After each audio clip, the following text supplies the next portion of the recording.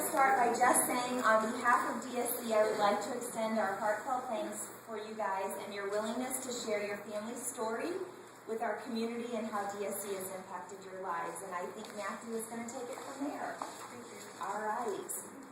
Well, we're extremely honored to be the Spokes family for this. And my name is Matthew, and if I could introduce my family. This is our oldest, Isabella, and her twin sisters, Alexandra and Zoe, and this is our youngest, Isaiah. And before my wife says a few words, I'd just like to say that we're extremely grateful for how the DSC has supported Zoe and her family. Zoe's made some tremendous developmental gains in this last year and a half towards becoming an independent young lady. And again, for that, we're extremely grateful. Thank you so much for the opportunity for us to share our story and how really, through God's grace, DSC has changed our lives forever.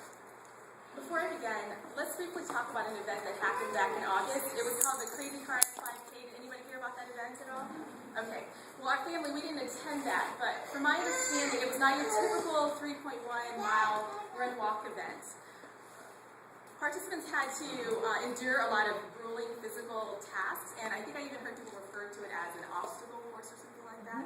Okay, but from my understanding, to me, it actually sounded a lot like parenting. Because isn't it true, right? For those of us who are parents, one of our main purposes is to help our children navigate through life's obstacles, right? But sometimes life throws us a curve, and this is our story. Zoe and Alexandra, in that order, were born on May 24th, 2008 in Pensacola, Florida. 2.5-year-old Isabella actually was very disappointed they weren't baby kangaroos at the time, but she quickly got over that because she realized I have 2 babies to care for. Our 3 little girls were really a welcome gift from God, and life was very exciting. It was exhausting, but it was full of unexpected adventures. When the twins, also known as our little chunky monkeys, as we call them, turned about 3 or 4 months, I started to sense that Zoe's developmental journey was a little bit different than other children her age. Zoe's arms and legs were always very, very rigid. In fact, my husband would hold her on his hands sometimes, and she would be stiff as a board on his hands like she was planking or something. That's a new sensation, like she wasn't wanting to planking. Anyway, so she was stiff as a board, parallel to the ground on his hands. We shared our observations with her pediatrician, who at the time just said, give her some more time. It just may be the way she's growing. So we waited, but the tightness increased, and it prevented her from doing a lot of things, like even just getting into the crawl position. She couldn't even bend her legs to just assume the crawl position, so she wasn't able to crawl a lot for a while. And it also prohibited her from sitting independently, just on the floor or anything like that. And there are many, actually, a lot of other observations, but the thing I want to point out is, despite these setbacks, Zoe always remained very content, and she's just such a sweet little soul, in spite of all these things that held her back. Now, when Zoe was 6 months old, we decided to seek a second opinion, and that is when we received a preliminary diagnosis of cerebral palsy. Now, I remember hearing those words and thinking to myself, I don't even know what that means. What does that mean? When I heard those words, because I had seen all of these signs for several months, and it kind of confirmed the concerns I had, it actually felt like a boa constrictor had wrapped itself around me and just took my breath away. I didn't know what to do because life had just thrown us a curve. So we were referred to a neurologist who confirmed the diagnosis when she was about a year old. Now, when Zoe joined our family, neither my husband and I had had any experience caring for children with special needs. So, in case you're like me, I actually came up with a little word picture to help you understand and help you experience what it might be like to be a parent and find out your child has cerebral palsy.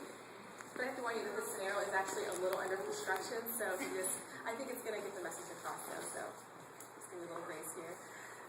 Okay, so remember the Crazy Car 5K and how it's really parenting in disguise? Okay, so now imagine yourself on a course, and your purpose is to navigate your child through that course safely. Okay, you're actually bruised and battered and caked in mud from head to toe, leaping over fallen logs and swimming through immersed barrows. But despite the challenges, you've actually found a very comfortable rhythm. And the reason is because you've spoken to a lot of parents, and you are very familiar with what to expect on that course. Now, as you're scaling this 30-foot climbing wall with your child strapped to your back again, it's just a scenario here, okay, work with me. You hear a whistle blow and that signals you for you to stop and you go back to the bottom. Well, when you get to the bottom, the ref comes over and says to you, well, there's been a change of plans, and you and your child are blindfolded and led away from the course.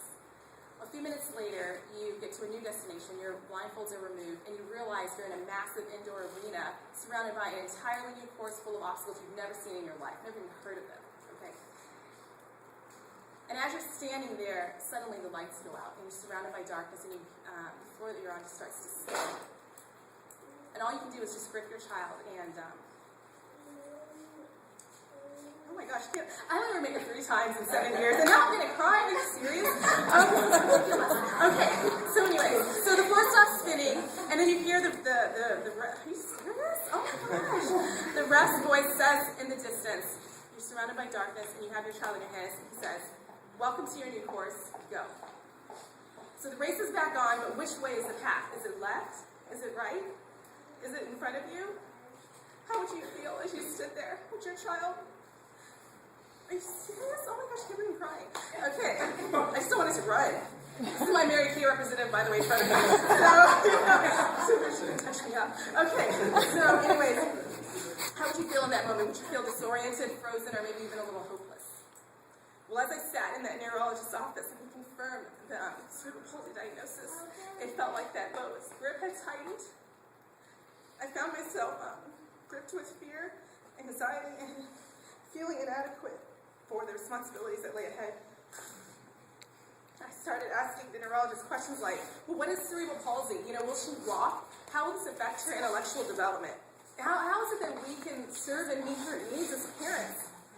And fortunately, we had a very patient neurologist who worked with us, worked through all those questions with us, and helped me understand that really only time was going to tell. He said, maybe she will walk, and I will never forget, he said, maybe she will not walk. But the most important thing is that she enroll in physical, occupational, and speech therapy immediately. So upon hearing that recommendation, it was like being completely disoriented in that darkened arena and having a single dim light illuminate the step in which we should go. We didn't leave the office with a lot of answers that day, but God has always been faithful in providing what we needed when we needed, and that was no different, because God has just granted us a starting point.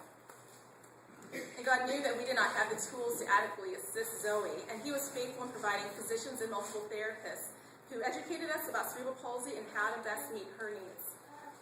And as the weeks passed, we slowly became more familiar with the world of therapy jargon like motor planning and understanding the difference between physical and occupational therapy.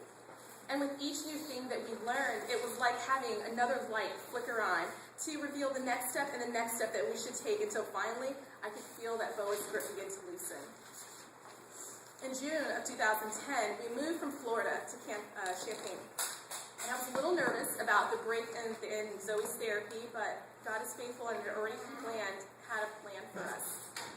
And by then, we had 3 full-grown spunky monkeys on our hand, and 1 on the way, believe it or not, it's Isaiah. Okay? And at 2 years old, Zoe crawled really well, but she had an incredibly weak core, and her balance still continued to be a challenge for her. So we enrolled in the early intervention program to continue Zoe's various therapies, and little did we know at that time how much our lives would change over the next 15 months. At that point, Zoe spent most of her days at floor level because crawling was her only mode of transportation. Inclusion in some activities was very challenging because we just lacked the resources. When we went shopping, she sat in the shopping carts the whole time. When we went to the parks, I held both her hands and guided her everywhere that she wanted to go. And I'll never forget her DSC's physical therapist's first visit. Barry Chapman was his name, and the question he asked me was, does Zoe have a walker? And I was shocked by that question because it had never occurred to me that she needed one. And I'll be honest, I was very embarrassed that I hadn't realized that sooner. But it didn't really matter because I didn't have time to dwell on that because Barry showed up the next week with all these walkers for her to try. And we actually found one that fit her, and she took to it instinctively like a fish takes to water. And I realized that all this time, it made sense because she was 2 years old, she had seen her siblings and her peers doing all these things, and now she was free to independently enjoy life upright as a 2-year-old should. if the opportunity is there. So I realized that she had always had the ability to do these things. She just needed the opportunity, which God provided through DSC. And so since arriving to Illinois, all of her therapies have taken place in our home, which has been an incredible blessing for us because of the size of our family. And DSC has generously lent us several items on a long-term basis, such as a 4-step staircase, exercise balls, multiple walkers, multi-level bench, walking canes, and a stander, which has been our favorite. It's this cool table contraption that she was strapped into so she's secure and can do all these different tasks. In those days, Zoe experienced some swallowing difficulties and speech delays, which were all addressed by her DSC speech therapist, Barbara, as the twins called her. And Barbara was always sharing creative games and recommending toys that helped to strengthen the muscles in Zoe's mouth. And we thoroughly enjoyed collaborating with all of her DSC therapists, Barry, Earl, now is her new physical therapist, and Barbara. And through all of this, I have learned that pediatric therapists are for clients and their families. Zoe's therapists have been advisors, life coaches, and have really just held us accountable in ensuring that we are meeting Zoe's developmental needs. Another lesson I've learned is to never lower the expectations of others because of a limitation or a disability. Today, Zoe's core is much stronger, and she walks really, really well with her walker. In fact, one of her favorite things to do is to show us how fast she can run down ramps, right? It's a little scary when you see her doing that. But she just goes for it, okay? She's thrilled to be on a walker. And because of the PT she's received, she can even occasionally stand without assistance for about 2 to 3 minutes now. And just as recent as this summer, she has started taking 3 to 5 feet. She's been able to walk 3 to 5 feet unassisted, which is amazing. Now, will she walk fully independently one day without assistance? Only the Lord knows. But I do know that God has allowed her, because of the efforts of DSC, to achieve more physical gains in the last 1.5 years than she did her first 1.5 years of life. And as with each of our children, Zoe is such a joy to have in our family. She really is an inspiration and an example of perseverance. We have always viewed the demands of parenting as very dynamic. Cerebral palsy has just added another dimension to parenting that requires a great deal of outside intervention. Now that once darkened path in that arena is even more illuminated for us these days.